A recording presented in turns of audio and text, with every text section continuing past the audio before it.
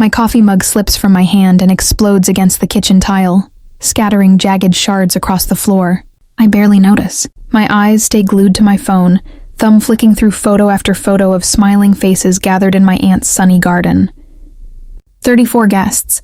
I count them twice, as if the number might change if I will it to. Cousins I haven't seen in years. My mother's old college friend. Even Great Aunt Eleanor, who can't walk without a cane. Everyone but me. The engagement party photos show tables draped in cream-colored linens, coral and sage centerpieces, Sienna's favorite colors, champagne flutes raised in endless toasts. A celebration clearly planned for weeks, maybe months. A celebration I knew nothing about until right now. The sting deepens because just last month I'd mailed Sienna a handwritten congratulations card with pressed flowers from my own balcony garden. I'd even offered to help design her wedding materials. Menus, invitations, programs, free of charge. A gift from one cousin to another. My loft in Seattle suddenly feels cold, despite the bright spring sunlight streaming in. The light that warmed me minutes ago now feels harsh, exposing. I realize in that moment I wasn't simply forgotten. I was erased. I sink onto a bar stool, memories flooding me like a tide I can't push back. Last Thanksgiving flickers across my mind. Aunt Clarice's voice booming from the dining room as she praised Sienna's recent promotion at the bank. Vice president at 29. Always knew she'd be a star. She beamed. Then her gaze had shifted to me, her smile flattening. Oh, still doing that little freelance thing of yours? The branding stuff? That little thing that paid for this loft. That little thing that built a portfolio of national clients.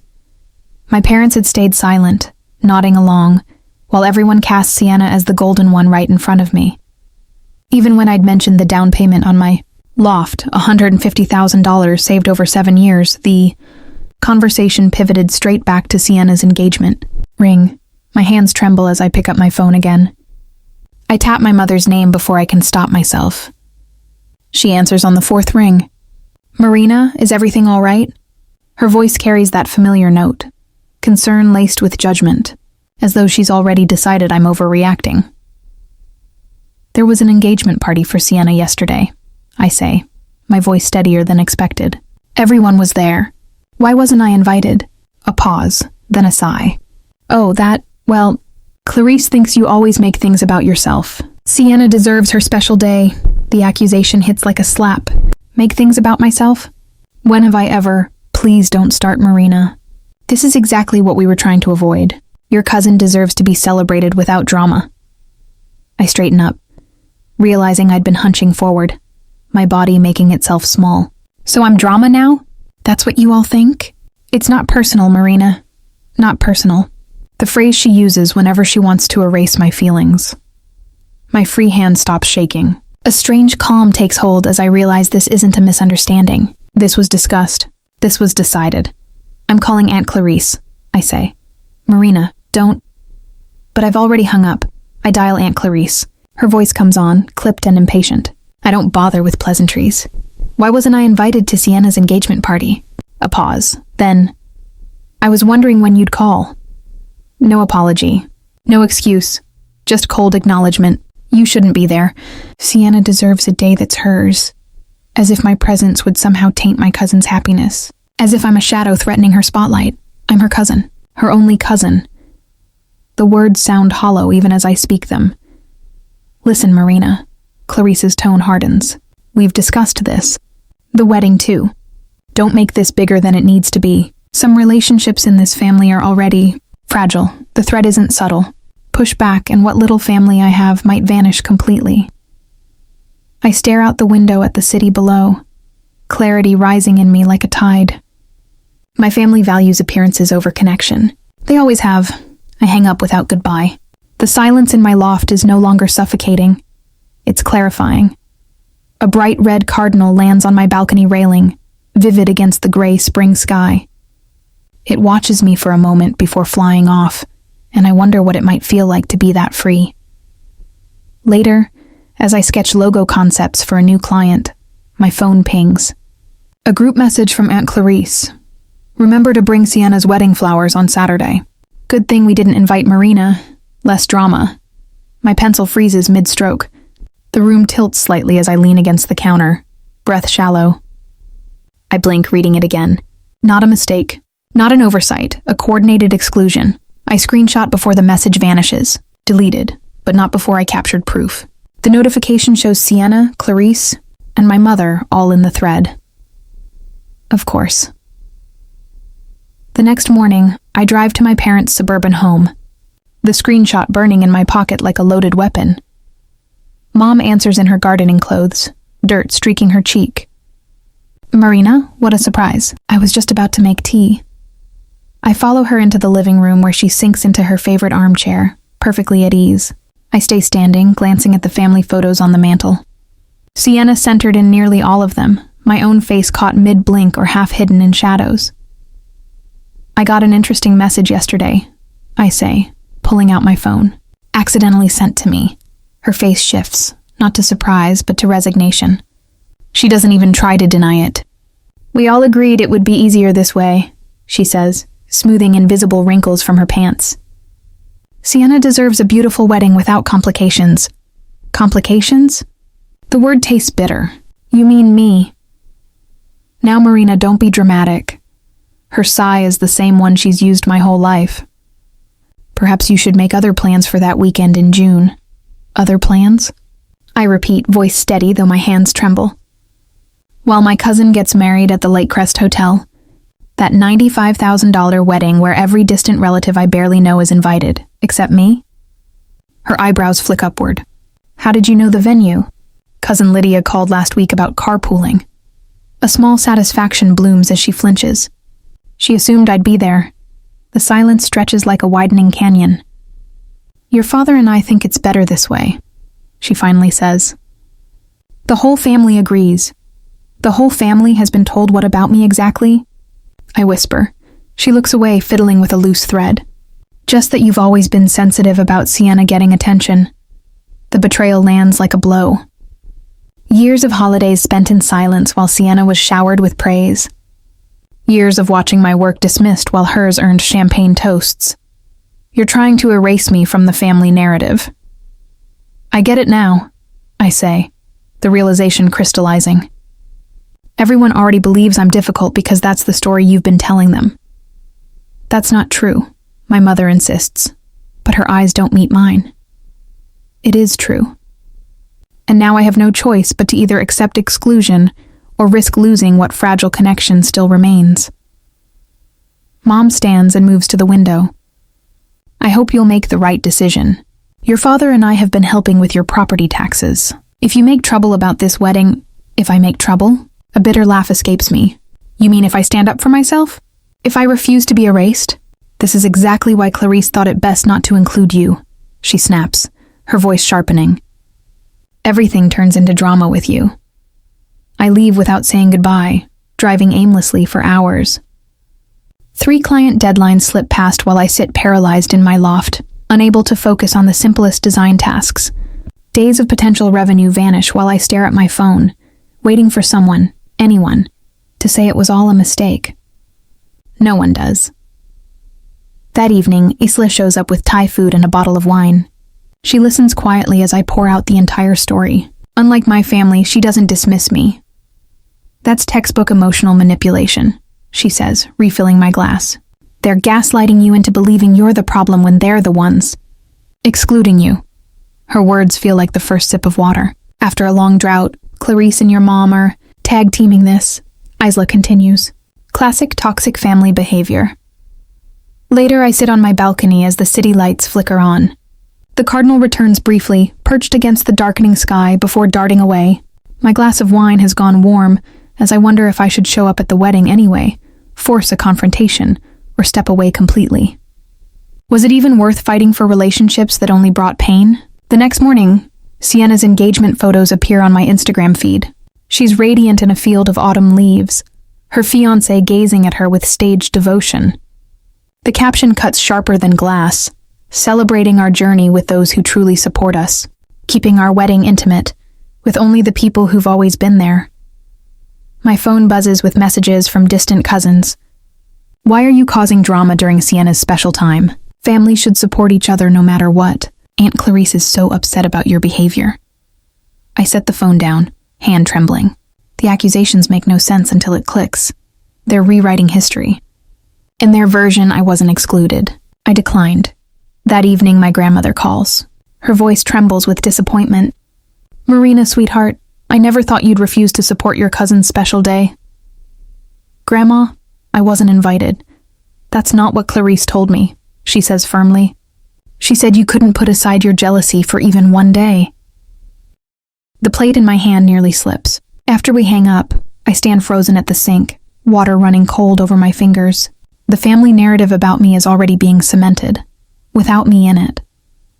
According to Isla, who still speaks with my mother, Clarice has been painting me as jealous, unstable, unreliable, her voice quivering with fake tears to anyone who'll listen, and the whispers begin to spread. Barton Media pulls our contract for their spring campaign. The email is polite but clear. "We've heard you can be difficult to work with. We need someone who fits our collaborative culture." 3 days later, Westerly Home Goods pulls out of negotiations, $27,000 gone from my expected quarterly income. I trace the connections. Barton's marketing director plays tennis with my uncle. Westerly's owner attends Clarice's church. Sleep disappears. Nights blur into redesigning my portfolio website, each pixel adjusted like I'm clawing back pieces of myself. At 3 a.m., I wonder how many hours it will take to outrun the whispers. I stop visiting Crescent Coffee, even though they make the best oat milk lattes, because Clarice's bridge group meets there Thursday mornings. I drive to a grocery store across town after spotting one of my mom's friends in my usual produce aisle. Even social media becomes a kind of self-harm. Each notification sends my pulse racing, my breathing shallow. I start recording every interaction with family in a leather-bound journal. Dates, wording, witnesses. I don't know who I'm collecting evidence for, but it feels necessary. Then, one Sunday, an anonymous text arrives. "Some people aren't stable enough for formal events. Your absence is a kindness to everyone." The phrasing is unmistakable. Clarice's signature brand of cruelty masked as concern. The phone slips from my hand. Something inside me breaks. The doorbell rings. At first I think about ignoring it. Then Isla's voice calls through the door. "I know you're in there, Marina. I brought Thai food and wedding magazines." She stands on my threshold, balancing a paper bag and a stack of glossy publications. Her camera bag hangs from one shoulder. "What are you doing here?" My voice sounds hollow. "Planning something worth celebrating," she says, brushing past me. "A day about joy, not appearances." Before I can respond, headlights sweep the window. My mother's silver sedan pulling into the visitor lot. My stomach knots. "Client call in 5 minutes." I lie, grabbing my laptop as my mother knocks. Isla squeezes my shoulder before retreating to the kitchen with the food. Mom enters without waiting. She scans the apartment as though hunting for evidence of my supposed instability, then sits stiffly on the couch. "We need to talk, Marina," she says primly, her handbag perched on her knees. This has gone far enough. "The invitations are already printed." "What invitations?" I ask, remaining standing. "Sienna's wedding. You need to let this go." "This isn't about an invitation," I reply, my voice sharp with clarity. "It's about years of being treated as less than." Her expression hardens. "If you can't support Sienna's happiness, maybe you're not the daughter I thought you were." The words should cut, but instead they spark something new. I straighten to my full height, no longer shrinking. "I'm exactly the daughter you raised," I say. "I've just stopped playing the role you assigned me." Something flickers across her face. Surprise, maybe even respect, before she masks it. But in that instant, I see the truth. My worth isn't theirs to decide. It never was. That night, Isla and I eat on the balcony, the Thai food half forgotten between us. She scrolls through her calendar. "I've got a photo shoot in Santa Barbara in 3 weeks. Come with me. We'll make it a working vacation. I could use an assistant." Her offer brings tears I didn't expect. While my family invents reasons to exclude me, my friends are creating ways to include me. A text arrives from Thomas, an old friend. "Just declined my invite to Sienna's wedding. Not going somewhere my friend isn't welcome." The next morning, At a networking breakfast, I introduce myself with confidence I haven't felt in months. 3 potential clients ask for meetings. For the first time, I realize I'm no longer waiting for their approval. Something inside me has shifted. Quiet certainty has replaced the desperate need for approval. When Lila and I arrive in Monterey 3 weeks later, the Pacific stretches before us like a horizon of new possibilities. At a small bookshop near Cannery Row, I meet Adrian, the owner with kind eyes and a thoughtful laugh who asks genuine questions about my design work. "You should see my place at sunset," he says after our 3rd coffee together. "I restored an old coastal villa just north of here. The light is perfect for someone with your eye." That evening, standing on his terrace as the sun melts into the ocean, a thought comes to me with startling clarity. What if the answer isn't fighting for inclusion in a celebration that never wanted me? What if I wrote an entirely different story for myself? 2 months later, my phone rests on Adrian's kitchen counter, its screen displaying a half-finished invitation design. Golden morning light spills through tall windows of the seaside villa, illuminating the space where 18 place settings will soon host the only people who truly matter in my life. "What do you think about this font pairing?" I ask, pointing to the contrast of elegant script with clean sans-serif type. "Too predictable?" Adrian leans closer, the scent of his coffee mingling with the salt air drifting through the open windows. "It feels like you, confident but not shouting for attention." I smile, making a small adjustment to the spacing. For 3 weeks, every spare moment has gone into planning this gathering, not as a reaction to family drama, but as a celebration of who I've become. Each element, from hand-pressed botanical prints to custom playlists, reflects my talents and honors genuine connections. May 15th, I say, tracing the date on the screen. Far enough from Serena's wedding that no one can accuse me of competing. Does it matter what they think? Adrian asks gently, though his tone challenges me. It matters that I know my intentions. I save the file and close my laptop. This isn't about them anymore. For the first time since finding those bridal shower photos, excitement rises without the bitter aftertaste of rejection. Just then, my phone rings. Aunt Vivian's name flashes across the screen. For a moment, I consider letting it go to voicemail, but I'm done hiding. "Hello?" My voice is steady, professional. "Evelyn." Her voice could freeze water. "What's this I hear about you planning some kind of vacation during family wedding season? You need to take down those social media posts immediately." I frown. "What posts?" "Lila's photography page. The save the date announcement for your little event. At a villa? On May 15th? My stomach drops. May 15th? But Serena's wedding isn't until June. Silence stretches. When Vivian speaks again, her voice drips with artificial sweetness. "Oh, didn't you know? The date was moved weeks ago. May 15th, at the Grand Crest Hotel. Everyone's been informed. Everyone except you. So you're hosting your party on the same day as Serena's wedding?" The accusation hangs heavy. "Family will take sides, Evelyn. Think carefully." My first instinct is panic. Should I change my date? Apologize for a conflict I didn't create? But as Vivian continues listing reasons I should rearrange my plans, something steals inside me. I glance at the invitation design, at Adrian rinsing coffee mugs, at the home that welcomed me without conditions. "I won't rearrange my joy to fit your judgment," I say quietly. "What did you just say to me?" "The date stays, Aunt Vivian. Anyone who wants to attend either event should follow their heart. You've made yours clear." I end the call before she can respond. Adrian watches carefully, waiting. "Apparently, Serena's wedding is the same day as our celebration," I tell him. "Total coincidence. Do you want to change our date?" He asks. The question lingers. With both events on the same day, I face a choice. Protect peace with people who excluded me, or honor my own happiness. "No," I say finally. "We're keeping our date."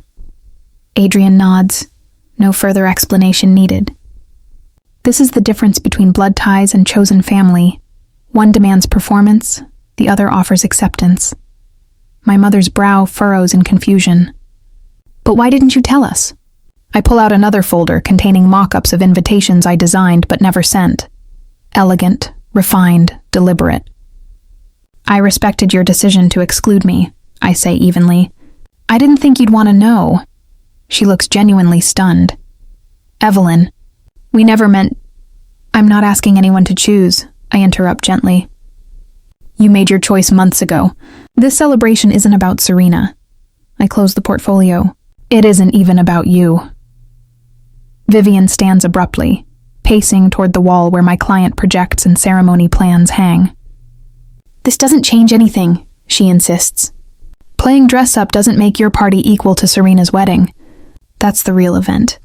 Something snaps inside me, not in anger but in clarity. I'm not playing anything, Aunt Vivian. I'm living authentically. You're the one performing. I gesture toward the portfolio. These designs aren't pretend.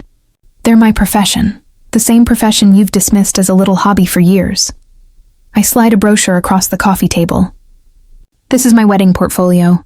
3 national brands have already hired me because of these designs. While you told everyone I had jealousy issues, I was building a business that pays for this condo.